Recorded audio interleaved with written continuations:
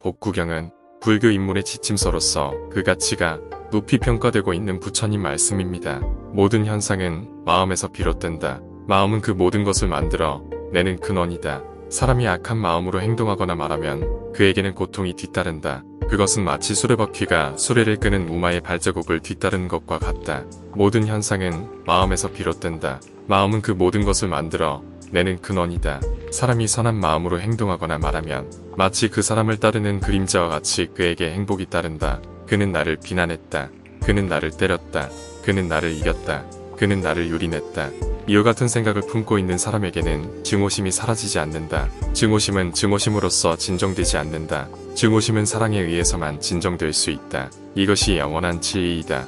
행동이 순수하고 사려깊고 활동적이면서 분별력과 자제력과 정의감과 조심성이 있으면 누구든지 곧 그 명성이 높아진다. 현명한 사람이라면 노력과 근면과 수양과 자제로서 자기 자신을 어떤 풍파에도 흔들리지 않는 피난처로 삼는다. 어리석은 사람은 쉽게 태만에 빠진다. 그러나 현명한 사람은 가장 고귀한 보배인 근면성을 잃지 않는다. 태만에 빠지지 말고 감각적 쾌락을 즐기지 말라.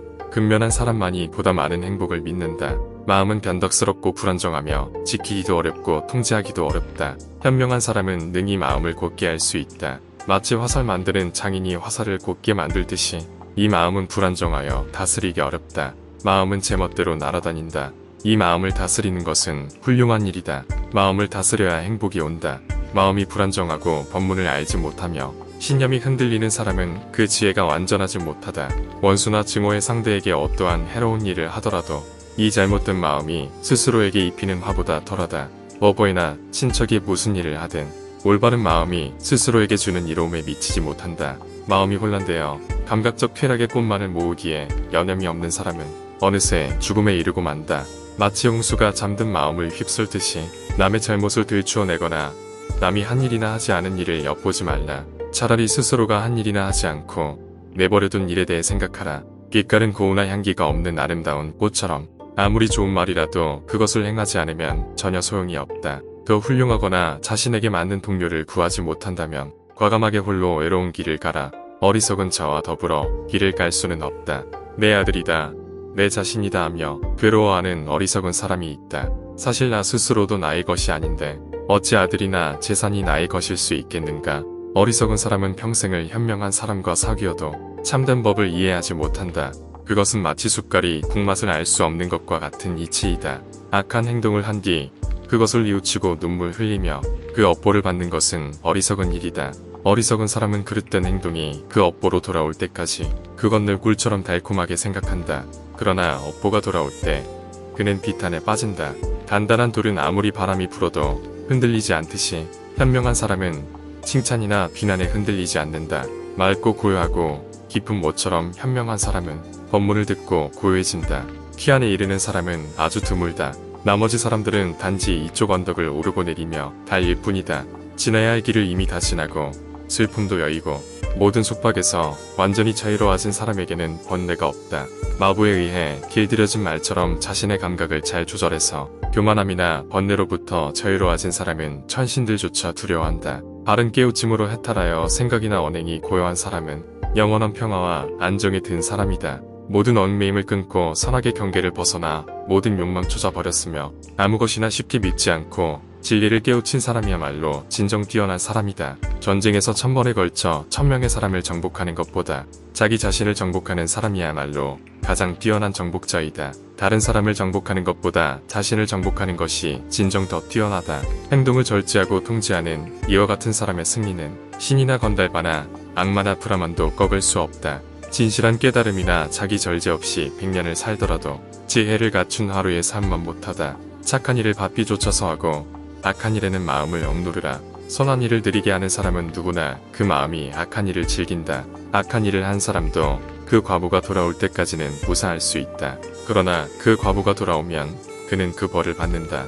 선한 일을 한 사람도 그 선행이 무르익기 전까지는 안 좋은 일을 당할 수 있다. 그러나 그 선행이 무르익으면 그는 그 행복한 결과를 보게 된다. 조그마한 악이라 해서 별탈이 없을 것이라고 가볍게 생각하지 말라. 물병도 물방울이 떨어져 가득 채워진다. 마찬가지로 어리석은 사람은 자그마한 악행을 자주 저질러 큰 죄악을 짓는다. 조그마한 선행이라고 가볍게 생각하지 말라. 물방울이 떨어져 물병을 채우듯이 현명한 사람은 선행을 자주 하여 큰 선행을 이룬다. 죄가 없고 순수하고 결백한 사람을 해치는 어리석은 사람에게는 바람에 날리는 먼지처럼 그 악행의 과보가 돌아온다. 모든 사람은 무기를 두려워하며 죽음을 무서워한다.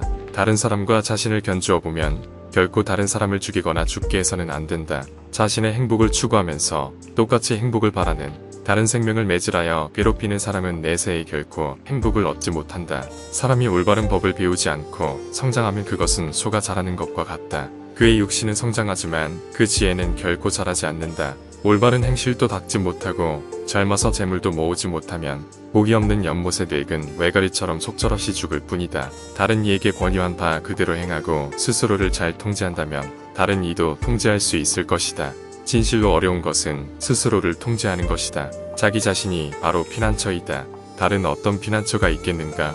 스스로를 잘 통제하면 얻기 어려운 피난처를 저절로 얻는다. 스스로 악한 일을 행하면 스스로 부정해진다. 스스로 악한 일을 하지 않으면 스스로 청정해진다. 청정함과 부정함은 자신에게 달려있다. 어느 누구도 다른 일을 청정하게 할 수 없다. 천한 것을 따르지 말라. 태만을 빠지지 말라. 그릇된 견해를 갖지 말라. 그리하면 세상 유래에서 벗어난다. 이 세상을 화려한 임금의 수레와 같다고 보라. 어리석은 자는 그 속에서 버둥댈 것이나 현명한 이는 그것에 집착하지 않는다. 이 천하를 통치하는 것보다도 천당에 가는 것보다도 전 우주를 다스리는 것보다도 성스러운 진리의 길에 드는 것이 더 낫다. 어떠한 악도 짓지 않고 선을 가꾸며 스스로의 마음을 청정하게 하는 것이 이것이 부처님의 가르침이다. 인내와 자제는 가장 뛰어난 수행의 실천이다. 부처님은 열반이 제일이라고 말씀하셨다. 그는 실로 다른 일을 해치는 은둔자도 아니며 다른 일을 상처 입히는 수행자도 아니다. 남을 비방하거나 괴롭히지 않고 근본 계율에 따라 스스로 절제하고 음식을 적절하게 섭취하고 고요하게 행을 닦고 더 높은 의식을 위해 노력하는 것. 이것이 부처님의 가르침이다.